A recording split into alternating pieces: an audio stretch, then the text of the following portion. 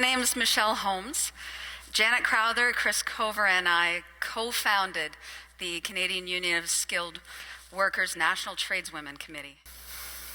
We are all licensed 309A electricians with a combined experience of over 40 years within CUSW.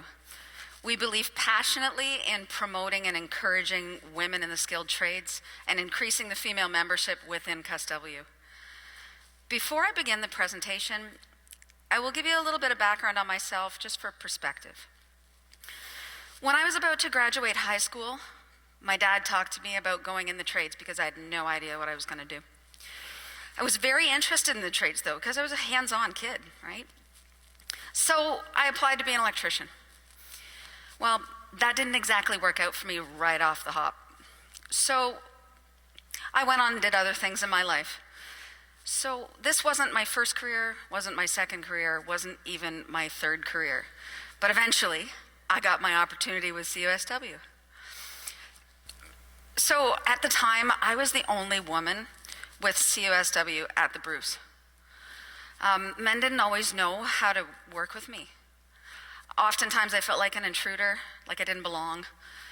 I could almost see the guys were thinking, what's she doing here? And what's she doing here? So guys didn't know exactly how to talk to me. They were often nervous or just didn't know how to approach a woman in the trades. So that's a little bit about me, a little background. Let's get to the real reason I want to talk to you right now. Today, I want to speak to you about a real problem facing women in the skilled trades: sexism and harassment. For context, this presentation will focus on women's experience with sexism and harassment, and in no way is meant to state that harassment or violence against men or against the LGBTQ2S community is any less concerning. I have some statistics for you. About half of women in Canada have experienced at least one incident of physical or sexual violence since their age of 16. 67% of women know another woman who has experienced physical or sexual abuse. 160 women were killed in violence in Canada in 2020. The stats are even higher when you talk about minorities. Indigenous women are 6 times more likely to be killed than non-Indigenous women. Every woman has faced discrimination, and if she hasn't, she will.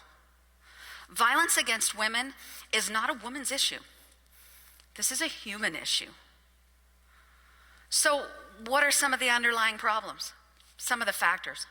One factor is that young men these days are growing up in a belief that women are objects to be owned or conquered. This has been subconsciously ingrained in them through media, movies, music, and other social platforms, encouraging often harassment and even violence as cool. They are given a definition of manhood that is skewed. We need to understand that this programming needs to change and can be changed. This is an image from the media of what it means to be a man. One is from the 50s and one is just from last year. So these ads, these images that you see from the media are feeding men information like this in order to sell their products. Right? We see these kind of ads. We know that they're not going to change these ads because they work. But how can we change people and how they view and treat women? That's what needs to change. As a society, we need to better educate on healthy relationships. What you need to know today, what we need to understand, is that yes, this is a culture problem. And yes, it exists in the Canadian Union of Skilled Workers. We're not exempt. Unknowingly, you may be a part of the problem, but consciously, you can be a part of the solution. Now let's talk about issues facing women working within the trades. Approximately 92 to 95% of workers in construction are male, and nearly all of the leadership is male. Lots of women leave the industry because there's a toxic environment. Issues such as girly calendars, sexist comments, PPE that doesn't fit, washrooms, issues with the washrooms, or you simply don't have them available.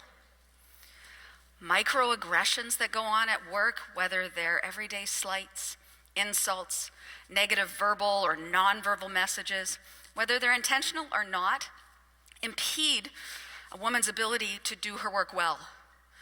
These things tell me, they speak to me, that this is an all-male, straight environment. It speaks about our workplace culture, and it says, you're going to be uncomfortable here. I have personally experienced all of these situations working within CUSW and at Bruce Power. I know you care about ending harassment and violence against women. The tradeswomen that you know are someone's daughter, someone's sister, someone's mother, someone's wife. What if it happened to her? Or her? Or her? Or them? Or her? What if this happened to your wife, your sister, your daughter? There are good men out there. I know it. I see it. I know you. But some believe, maybe you believe, that this problem is bigger than you. That's bigger than me. It's bigger than any of us. But change happens one person at a time, one act at a time. I can stand up here and talk to you about the way women are treated, give you all the statistics in the world. But I'm not going to make the same difference as if your fellow tradesmen stand up and say things. Your mentors, your peers stand up and say something against harassment and violence. It's been a fact. We need our tradesmen to speak up and support our tradeswomen. So, what does it mean to be a bystander? Well, what's worse than being targeted with harassment? Being targeted while you're surrounded by bystanders who see what's happening and do nothing. It doesn't have to be that way. You might feel indifferent or hurt because you feel like you can't help. You can make a change, and you can become an ally for women in the trades. Here's some strategies that we can all use to be more than a bystander, to be an active bystander, someone who actually makes a difference and helps. So an active bystander is someone who steps in to help correct the situation. This can take a lot of different forms. Right off the bat, if you see something and you're confident, say something. There are times, though, I understand you might be scared for your job or your reputation, but we have the ability to report anonymously as well. You can choose to say something to the man. Even if it's your buddy, you can say, hey man, that's not cool, or not appropriate. We can change the culture by simply changing our words. Instead of saying girls or broads or chicks, say women, tradeswomen, or use their proper names. Instead of referring to her as sweetheart or princess, use her proper name. If you want to make a difference and you're uneasy about saying something to an aggressor, find someone in a position of authority and ask them to help. Doesn't have to be someone within your own work group. We are one union. If you're not comfortable doing either of these, it might be helpful if you have your cell phone. Take a video of the incident. Make sure you mark down the details of time and date and who was present. If you do feel comfortable enough to interrupt, ask the victim, are you okay? Or can I sit with you? Or what do you need? You can use the direct approach if you feel safe enough to speak up. Say, that's inappropriate, leave them alone. but be careful using this one that you don't engage yourself in the conflict. Remember, you are powerful. Everyone can do something.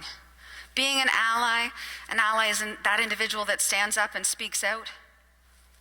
We brought together the Tradeswomen Committee here because we needed a more supportive environment. It helps knowing that there's someone out there when you're having trouble that's been there, done that. We need more women in the trades. It's true that women feel more confident when there's more of us. Safety in numbers. They'll be used to working, other members will be used to working with women when you see more of us. In the Tradeswomen Committee, we're here to promote respectful relationships while investing in training our members. We don't expect special treatment. We don't want to be put on a pedestal. We want equal treatment, equal work, equal respect, and equal pay. We can hold our own if we're treated equally.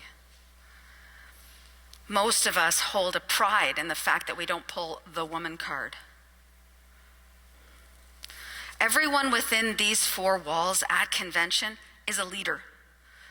Everyone within these four walls has the ability and the capability to lay the groundwork for a future and build a path for others to follow. We, the Tradeswomen Committee, give you a call to action. Be the leaders. Lead by example. We encourage you and all of our members to become allies and members of the Tradeswomen Committee. The Tradeswomen Committee is open to all of the Canadian Union of Skilled Workers. We are currently a subcommittee to the Values and Beliefs Committee. We have put forward a resolution to become a full national committee, so we're looking for your support on our resolution. Thank you.